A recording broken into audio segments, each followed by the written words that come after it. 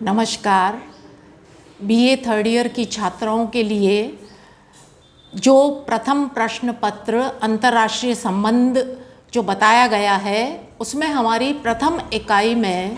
अंतर्राष्ट्रीय संबंध का अर्थ, प्रकृति और क्षेत्र,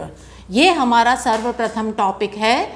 इस टॉपिक की जानकारी पूर्ण रूप से देने से पहले मैं आप लोगों को थोड़ा सा एक दो लाइन में बताना चाहती हूँ कि हमने अंतर्राष्ट्रीय संबंध विषय को हमारे सिलेबस में क्यों शामिल किया।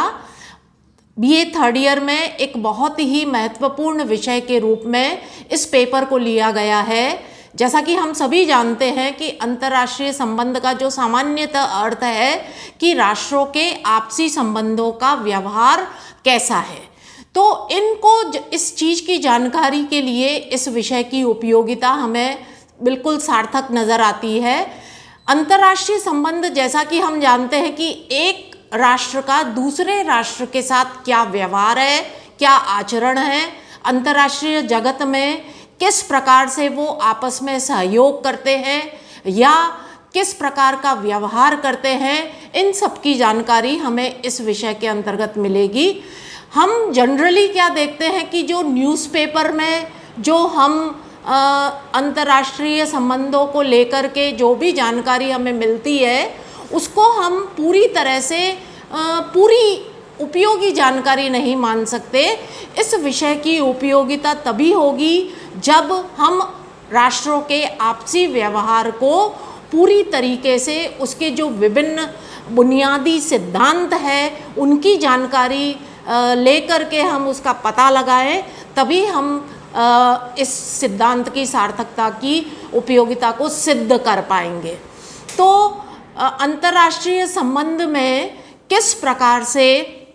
एक राष्ट्र दूसरे राष्ट्र के साथ आचरण करता है, व्यवहार करता है और किस प्रकार से विभिन्न समस्याओं का निपटारा किया जाता है, हर विद्यार्थी के मन में ये जागरूकता, उत्सुकता रहती है कि किस प्रकार से राष्ट्र एक दूसरे के साथ सहयोग करते हैं, क्यों युद्ध करते हैं, क्यों शक्तिशाली बनना चाहते हैं, क्यों शांतिपूर्ण नीति को अपनाते हुए भी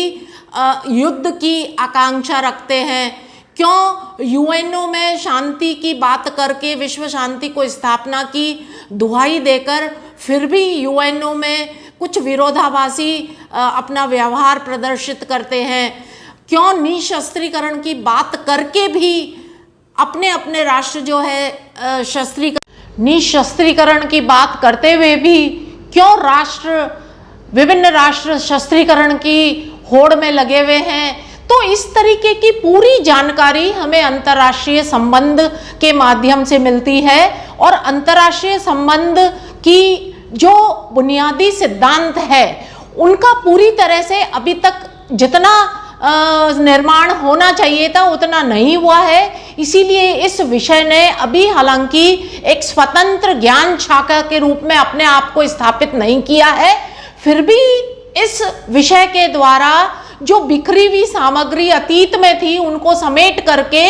इस विषय में पूरी तरह से हमें जो जानकारी उपलब्ध कराई है उसकी अपनी इस विषय की उपयोगिता जाहिर की है और इसके माध्यम से विश्व में शांति किस प्रकार से स्थापित की जाए उन तत्वों की खोज करने की बात भी लगातार इस विषय में मंथन जारी है। और अंतर्राष्ट्रीय संबंध की उपयोगिता के बारे में यदि मैं बताना चाहूँ तो 4-5 पॉइंट्स आपकी किताब में दे रखे हैं, तो उन्हीं पॉइंट्स को बहुत ही संक्षिप्त रूप में मैं आपको बताना चाहती हूँ कि अंतर्राष्ट्रीय संबंध का जो उपयोगिता है वो सर्वप्रथम अंतर्राष्ट्रीय समस्याओं के समाधान की खोज करना, उनको समाधान करना, और दूसरा जो है वो विश्व शांति का आधार तैयार करना। विश्व में दो परिस्थितियां हैं, या तो विश्व शांति या युद्ध, लेकिन युद्ध के कारणों की खोज करके विश्व शांति को किस प्रकार से स्थापित किया जाए,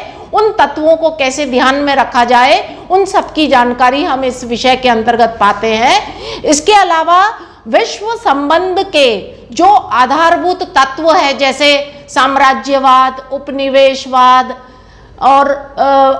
जो नवीन अंतर्राष्ट्रीय अर्थव्यवस्था है, जो भूमंडलीकरण है और राष्ट्रवाद है, अंतर्राष्ट्रीय व्यापार है, इन सभी निर्धारक तत्वों की जानकारी हमें इसी विषय के अंतर्गत मिलती है। और तीसरी बात बहुत इम्पोर्टेंट ये है कि ये विश्व सरकार का सपना साकार करने में जुटा हुआ है, यानी पूरे विश्व को एक सरकार के रूप में स्थापित करके विश्व शांति कैसे स्थापित की जा सकती है, इसके लिए प्रयासरत है। और जो विभिन्न राष्ट्र है वो उग्र राष्ट्रीयता या संप्रभुता इसको अपनाए हुए हैं। जो इन राष्ट्रों में विद्यमान हैं ये सारे तत्व, उनको ये दूर करने का प्रयास करके एक विश्व सरकार की स्थापना करना चाहता है। और चौथी चीज, विदेश नीति के निर्माण में बहुत सहायक है। विदेश नीति हर राष्ट्र की आपसी व्यवहार को जग जाहिर करने की एक सूत्र है। उसके माध्यम से विभिन्न राष्ट्र अपने राष्ट्रीय हितों की पूर्ति करते हैं। तो इन राष्ट्रीय हितों को पूरा करने के लिए विदेश नीति का निर्माण किया जाता है, उसमें भी ये विषय बहुत सहायक है। और अंतिम रूप से शक्ति संघर्ष, जो मोर्गेंथो ने बताया था कि अंतर्राष्ट्रीय राजनीति क्या है, वो शक्ति का संघर्ष ही है। तो उसको भी किस प्रकार से शक्ति संघर्ष की राजनीति को समझना है, किस प्रकार से एक राष्ट्र चाहे प्रत्यक्ष चाहे अप्रत्यक्ष दूसरे राष्ट्र के साथ जो व्यवहार करता है उसका यही कार्य होता है कि वो अपनी शक्ति को कैसे बढ़ाए, उसको कैसे प्राप्त करे और उसका प्रदर्शन किस प्रकार से करे। इन सब बातों की भी जानकारी इसी विषय के माध्यम से आपको दी जानी है। और इस विषय की संक्षेप में उपयोगिता यही है कि एक राष्ट्र दूसरे राष्ट्र के साथ किस प्रकार से आचरण और व्यवहार करता है, उसकी उपयोगिता को सिद्ध करना। इसके अलावा अंतर्राष्ट्रीय राजनीति का अर्थ और अभिप्राय समझने के लिए हमें सिर्फ इतना ही समझना है कि अंतर्राष्ट्रीय संबंध का सामान्यतः अर्थ, अभी आपने सुना कि आपसी संबंधों को कैसे काम में लाया जाए, एक राष्ट्र दूसरे राष्ट्र के साथ किस प्रकार से अपने व्यवहार को प्रदर्शित करते हैं। और हालांकि इसकी प्राचीन समय में बेंथम ने इसकी थोड़ी सी अभिप्राय समझाया था, लेकिन 20वीं शताब्दी के आते आते इस विषय ने काफ़ी अपना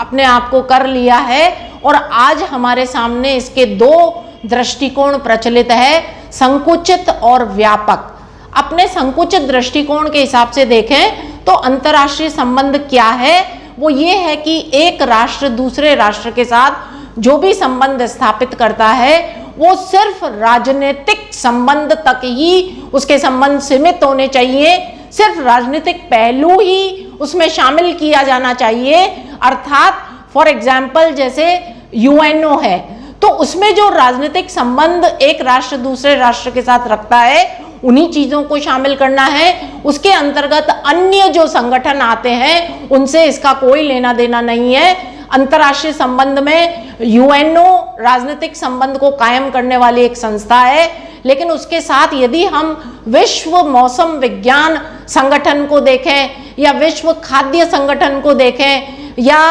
विश्व स्वास्थ्य संगठन को देखें तो वो इसके अंतर्गत निजी या अंतर्राष्ट्रीय संगठन इसके अंतर्गत शामिल नहीं होंगे, सिर्फ राजनीतिक पहलू को ही शामिल करेंगे। तो ये है हमारा संकुचित दृष्टिकोण। और व्यापक दृष्टिकोण के अनुसार राजनीतिक के अतिरिक्त सभी पहलुओं का वर्णन इसमें किया जाता है। जैसे